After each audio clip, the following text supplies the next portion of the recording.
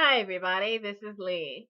And I'm talking about industrial scale renewable energy and the fact that we do have a strong indication now from the Trump administration what its priorities are. The fact that Dakota Access Pipeline and Keystone XL may be put back into play, even despite the fact that there is strong opposition to both of these projects.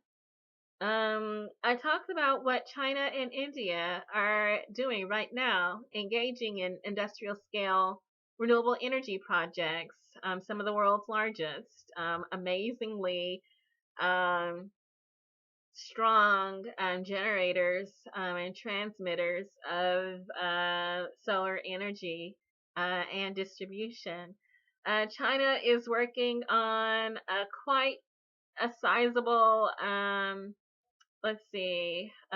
project in Ukraine that they are in the process of using a public-private partnership to build a quite sizable solar energy project on the grave of the Chernobyl nuclear power plant, which was actually responsible for the death of thousands of people. People consider nuclear energy a clean energy, but the radiation fallout has killed over 4,000 people. And then, of course, the initial impact of the people who died when the reactor first blew. And so it's actually not a clean energy. It has a lasting effect. It can dead an entire community and surrounding countryside for miles in every direction. That nuclear fallout drifts and it hits other countries. And so nuclear is not a clean energy. It's a very devastating energy if it's unleashed and not controlled. And so this is what happened, but China is building a solar energy, renewable energy power plant in Ukraine. They're going to be using the old transmitters for the electricity that's generated. And so they are retrofitting that site. They're going to cover up the sarcophagus of Chernobyl and with a thick cover and then build on it. And so it's very terrific that that square mileage is being recovered. It's cheap land. No one can really build or farm on it.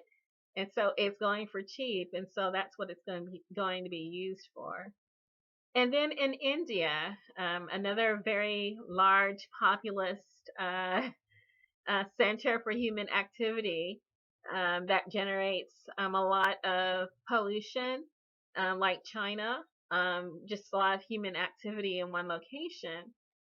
India is striving to become the third largest solar power generator in the world. They are also building solar. I've talked about in previous channels that or previous videos that they're actually going to build a large solar plant in India as well, generating megawatts of solar energy in an attempt to power over 150,000 homes. And then they have a goal by 2020 to power 60 million homes. And if they keep on track, they might actually meet or exceed that goal. And so these are things to strive for. These are goals. These are focus points. These are points of pride in both of these nations. The fact that they are becoming leaders in new energy. And I say all this to say that we do have the capacity ourselves. We have the technology. We have the knowledge. We have the talent, and we have the skill. We have the human resources available to actually meet these goals ourselves, these challenges. Jill Stein's Green New Deal was met with kind of scorn and then a kind of dismissal saying that that's a fantasy. But China is showing us that it's actually not a fantasy. It actually is a reality. These goals are doable. It's only that the United States is not doing it. It's China and India who are actually fulfilling the Green New Deal. And it's kind of sad to see that our nation is so caught up in profit making for certain industries that there's a stranglehold on our country from the fossil fuel industry that we cannot strive forward. That even when it's been proven over and over and over, time and again, that actually solar energy is more financially feasible than coal is.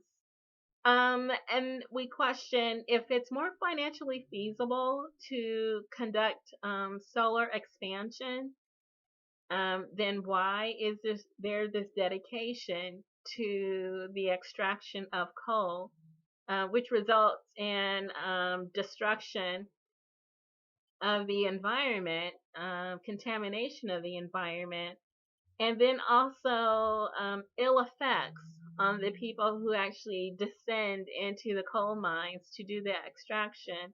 There's long term assaults on public health of the workers that is not seen in the solar industry. And so, why is there this focus on coal, for instance, when solar, just makes more sense? And is actually doable because it has been done. For instance, the Topaz solar farms out in California. The fact that Florida is expanding its solar industry, and then also Texas and Arizona, red states and blue states. And so, why is this happening? And it's not been explained yet by the Trump administration or by anyone connected with the Trump administration. The reasoning or the logic behind the dedication to expansion of the coal industry over solar. I mean, we see it can be done. Governors have been doing, certain governors in the United States. Certain countries outside the United States have been expanding their solar. And I'm kind of wondering if they are hedging their bets.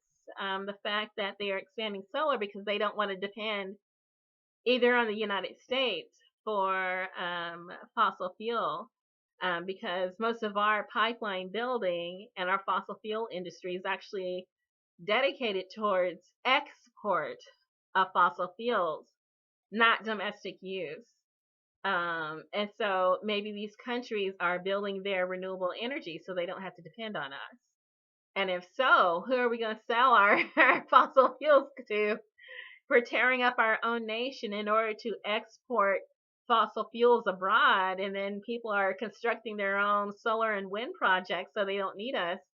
What has it all been done for? And so it's definitely not for energy independence of the United States because, again, that energy is not for us, it's for export, it's for use overseas. The energy independence for the United States comes from energy that's not exported, which is renewable energy, that wind energy that's generated off the coast of Rhode Island, the power plant that sends wind energy to the mainland.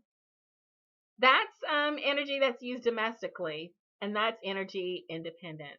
The solar farms that are in Texas, the wind energy farms that are in Texas, the wind farms that are in Iowa, the solar farms that are in California, the solar farms that are in Arizona, all these projects, these are what cause energy independence for the United States. The only thing is, it doesn't enrich the fossil fuel industry. The only people who actually get rich from the export of fossil fuels are the CEOs. That's Kelsey Warren's money. That's not your money. That's Kelsey Warren's money. That goes in his pocket, not your pocket. So tearing up the United States, contaminating the water, contaminating the soil, all of that is to create financial wealth for the CEOs, for instance, Kelsey Warren. It's not going to result in wealth for the ordinary citizen.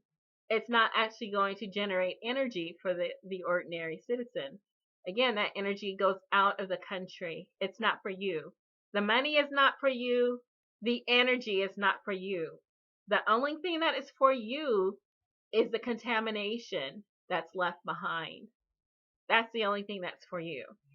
And so we look at it that way, and we can see that this might be why there's such a desperation. The fact that so much violence has resulted from these pipelines, this um, fossil fuel extraction, that they're actually attacking people in order to make profit now that we are now engaged in a war with some of these corporations. And you don't really hear about that happening at wind farms during their construction because they're welcome. The farmers welcome the wind farms and the solar farms too. And so we have to see the bigger picture and kind of get away from the cult of personality. Some people are so focused on defending Donald Trump that they don't realize they're defending that which is indefensible. There's no defense of expanding the coal industry when solar industry is more financially feasible. It makes no sense to defend that. No matter how much you love or like and support Donald Trump, you do have to look at the reality, the numbers themselves, and the fact that you don't get black lung disease from a solar panel. Um, I'm just saying. But anyway, I'm going to post some links in the description. The fact that those of you who are interested in investing in the energy sector, you can divest from the fossil fuel industry, move your money into solar, and move your money into wind, which is the future of this nation. China and India already know that. Why the Trump administration doesn't know that? Only they know that. And maybe they know it, but they just don't care. They have their own reasons. But if you look outside our nation and see what other nations are doing, they figured it out. And they're taking the steps to actually enact Jill Stein's Green New Deal. And hopefully, if we, the citizens, we, the investors, we, the ordinary people, divest from those mutual funds, those sponsoring banks, and we move our money into renewable, surely our policy will follow and we'll find a better future for everyone that we can leave behind. Good luck.